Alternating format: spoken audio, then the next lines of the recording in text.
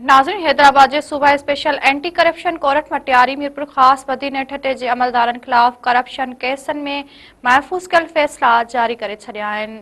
अधिक तफ़सील ॿुधण लाइ असां सां टेलीफोन लाइन ते मौजूद आहिनि सलीम अला। जी सलीम, कहिड़ा तफ़सील आहिनि?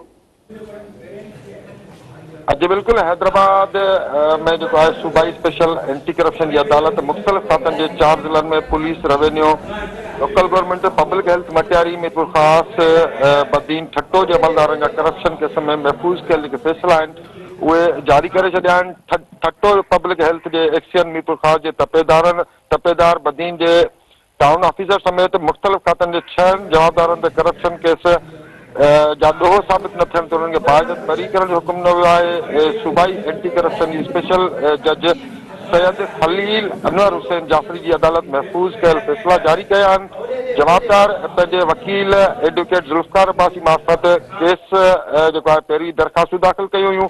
मटियारी ज़िले जे पुलिस खाते में वॾो ऐं नंढो मुंशी जानबई साबिर ते पुलिस जे मालखाने में असलो गुम करण वारे 2011 वारे करप्शन केस में ॾोह साबित न थियो। 4 सालनि बाद जवाबदार बरी करण जो हुकुम न वियो आहे।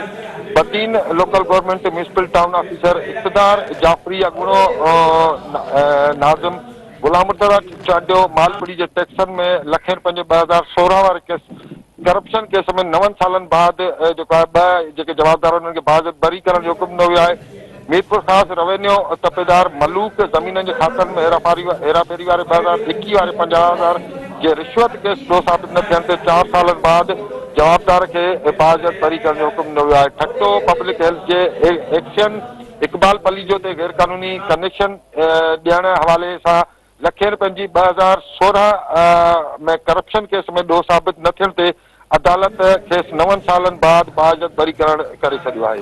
जी सलीम अला, महिरबानी।